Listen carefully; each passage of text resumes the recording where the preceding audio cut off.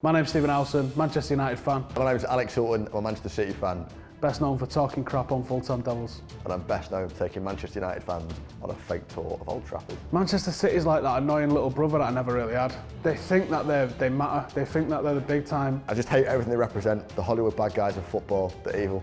I hate the fans, I hate the players, I hate the ground that it's built on, I hate the turf, I hate the security guard, his name is Brian, he's a little it's a bit much. Never used to really hate them. I think the money that's come into Manchester City's made them hated and made them relevant, to be honest, because let's face it, without that money, they're Wigan Athletic or Blackburn at best, aren't they? Even Wigan managed to win an FA Cup without the oil money. It's hugely significant. I think it's just reminding all those Manchester United fans that insisted in August that they were going to win the league, that they've got the best squad in world football, and just to show the team that have got the highest wage spends in the Premier League, Manchester United, that they can't buy the league.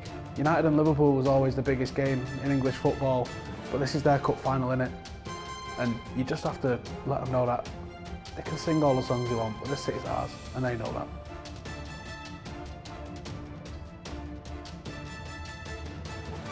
The only thing uglier than United's style of play is Phil Jones.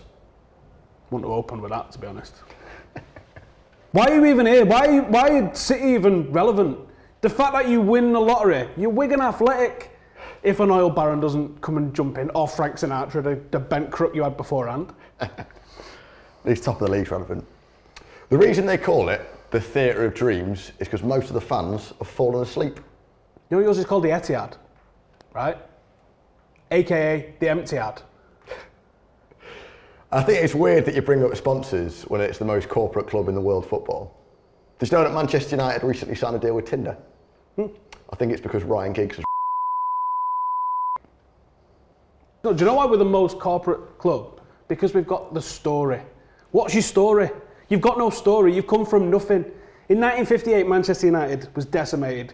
Plane crash, disaster, killed our entire team. Within 10 years, we've rebuilt that, won 3 Ballon d'Ors and won a European Cup. That's the story. That's why people care and love Manchester United. Who the f*** are you lot? You're lottery-winning wankers that no one cares about. It could have been you, it could have been Everton, it could have been Wigan, it could have been Blackburn, but it happened to be you. You got gifted a club, you got gifted a stadium, you got gifted all this millions of quid, and you still can't win back-to-back titles. You're f***ing nobodies. Oh, that's very nice. But I think you're right in some ways. You are right in some ways in the sense that there is a Manchester United story, but you're the villains of football. I don't know if you know this at the minute, Howson, but Manchester United have the highest wage bill in Premier League football, and yet they're only second.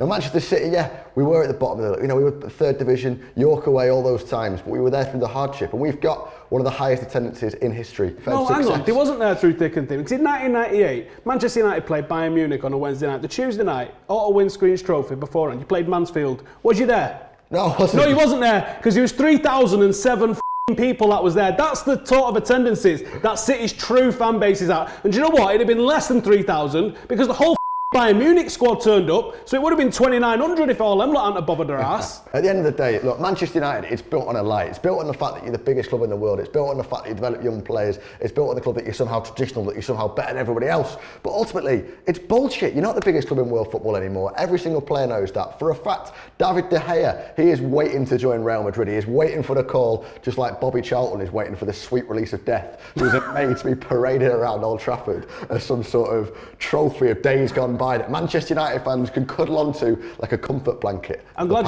you bring Bobby Charlton into this, because Bobby Charlton's career is like a comic book. Absolute legend. Defines the word legend, even knighted. You haven't got a f***ing clue what that even looks like, have you? Or even what a Ballon d'Or or a European Cup looks like, which Sir Bobby's got in his locker. Don't you worry about Sir Bobby. So we're talking about legends. United have got a pantheon of legends, names that make people cry when they think about them. City's legends, you couldn't get an 11 together, you couldn't get a 5-a-side together, you can't even find one legend that'd sit alone and play FIFA on his own, because you've got no legends, you've got no history. Who's your legends? Now, I've been in that Etihad, right? There's names all around of your legends. Paul Walsh is on there, innit? Horlock is on there. Is Paul White on there? Is Sean Goater on there? Oh, mate, Sean Goater is right off. Sean Goater has his own day named after him. He changed sport in an entire country in Bermuda. Sergio Aguero scored the most memorable goal in world football. And you know what? Maybe Manchester United are more famous than Manchester City at the time. I can live with that. I didn't buy into a club for how many people are watching them in China or Australia or America. I bought into a club because it means something. And there's a passion and there's a fan base that is connected to it. And that means more. And do you know what? Maybe the past was yours, but the future's ours.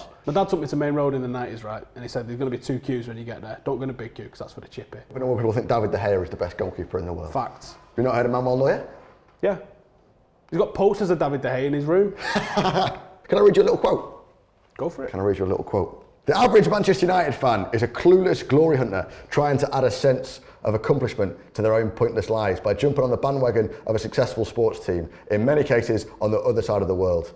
The best bit about that is it comes from former club captain and possible legend Roy Keane. If you read the rest of the quote, you'll see what he says, and he says the away support is amongst the best in the world, which is true, because that is a bit of a distillation. Now, no one's going to deny that Premier League football, and Manchester United especially, has got a poor attendance. But if you've actually been in your own stadium, even on Derby Day, there's empty seats, mate, and it's absolutely pathetic. No, I have been in our own stadium, and it's weird that people who, like yourself, who claim you don't want to go to the Etihad because you're afraid of what people will say to you, and you talk about Manchester United fans, and the 14-year-old boys on Twitter are fascinated by the attendance. Do you know what? I go every week, I'm a season ticket holder, and it's full. And it's a full stadium, as it always has been. But do you know what? Do you wear contacts? Sorry? Do you wear contacts? Manchester United, you used to be more famous, you used to be bigger than us, and you used to bring that all the time. Then you used to be more successful than us, then you were the better team than us. But now you haven't got that to cling on to. Hang on. Now you look at the team and you go on to, you start talking about attendances, because that's the last little thing that Manchester United have got to cling on to. Okay, let's talk about present. In a marginally bigger ground. Let's talk about the present. We're the current League Cup holders, which is a minor trophy, we'll give you that.